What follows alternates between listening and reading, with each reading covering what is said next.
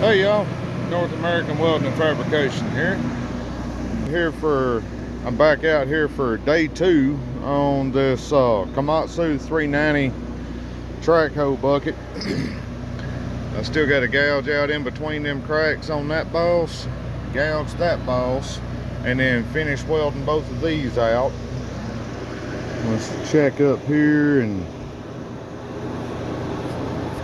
I'll probably throw some heat to that and see if there ain't a crack right there, because that's where there was another crack on the other side, and generally what you got on one you got on the other. And then once I'm done with them, I get to go down here to these corner shanks and fix the cracks on them, and then I should be done with this bucket. Once this bucket's done, they got another one for me to do. I believe it's on a Volvo track hoe. So I should be here all day. Hopefully I can get done today. Got plenty of other people trying to get me to do stuff for them. Hey, I don't know if y'all can hear that background noise that's going on, these bugs up in the trees. And of course they're gonna try to get quiet now. There they are again.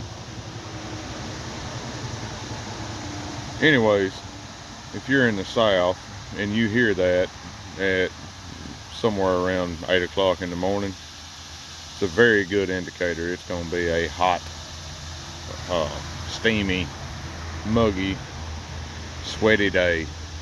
You are in for some swamp ass.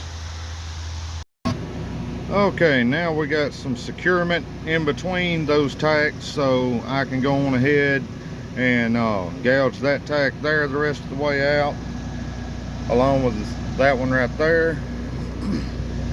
And once I'm done gouging them tacks out of the way, I can go on ahead and get this thing rooted and then filled and capped and be done with it.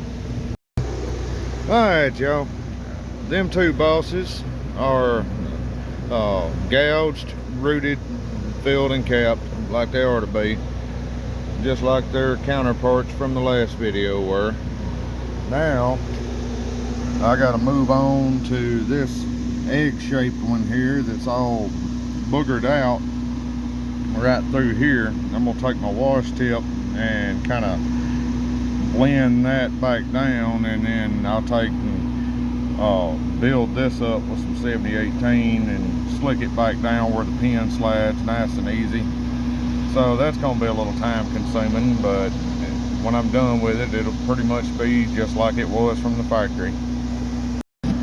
Alright, I got that bubble washed off of it. I went and turned my machine down because I've been burning 5 32nd inch diameter 7018s at about 200 amps, and that's a lot more than what I'm gonna need down here in this hole. So I'm running some 3 32nd 7018s at 90 amps, and I'm just gonna build this outer plate back up to make it even with the inside of that inside boss. Okay, I got that built back up, so it's looking like the easy part is over with. Now I get to take my die grinder and smooth that down and slick it down in a certain spot or two, and probably all the way around, and make sure that the pin's gonna go back through there nice and easy like it ought to, but not be too loose like it was.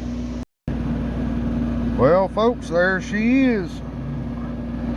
Now, is she machine shop perfect? Absolutely not, but she is a whole lot better than the ½ inch out of round that it was. So the pin slides through nice and easy like it ought to. Can't hardly grab it and wiggle it. That's the best you're gonna get with a die grinder and a welding machine. Now, much to my surprise, there's not a crack in that weld right there, but given the fact that the same people who welded it also welded the other one that was cracked, and this one has just about the same amount of undercut, I'm gonna go on ahead and throw a few passes on this, cover up the undercut, clean the welding up a little bit, and reinforce this plate to the bucket, and hopefully it won't ever crack. And there it is, undercut filled up and got more weld on it, so it's a little bit better reinforced. Alright y'all, now I got this bucket back on and the pins are back in it. Keeper bolts are in, they're tight, all that's good. Now all I got left to do is address these cracks. There's this one and one just like it over on the other side, both of them corner shanks.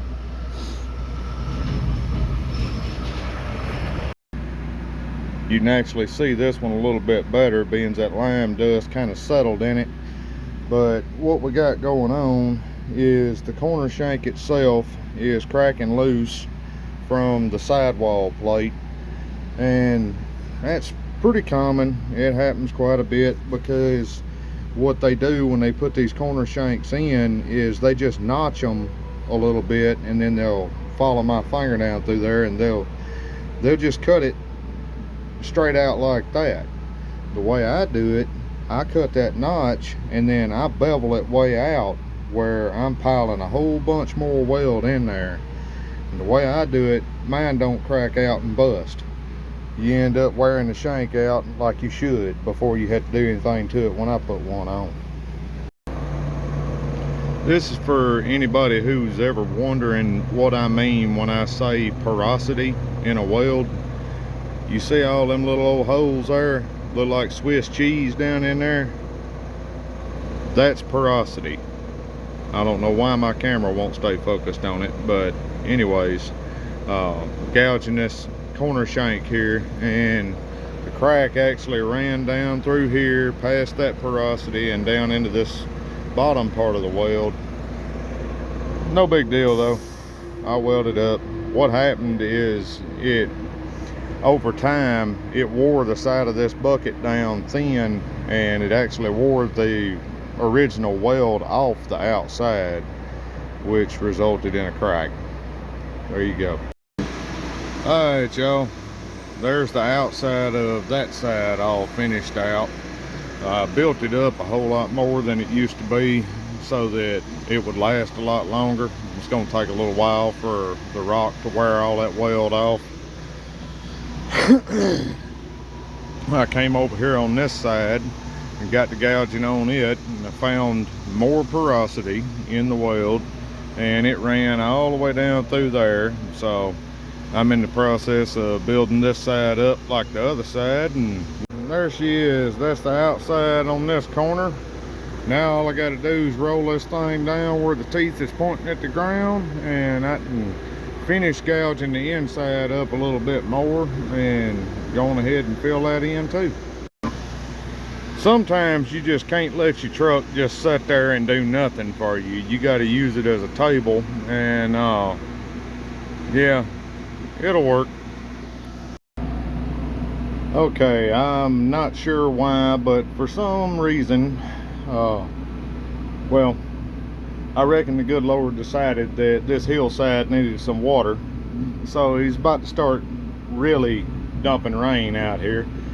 So I had to transfer my little project from the back end of the truck down here to the ground and string me up a tarp with some paracord, bungee cords, and some Harbor Freight magnets.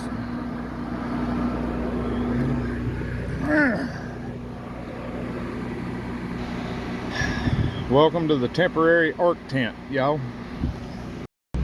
I should probably add that it ain't quite started raining yet, but it's done that thing that it always does in North Alabama right before it starts dumping rain in the summer, where it gets real humid and you sweat literally every drop of liquid right out of your body.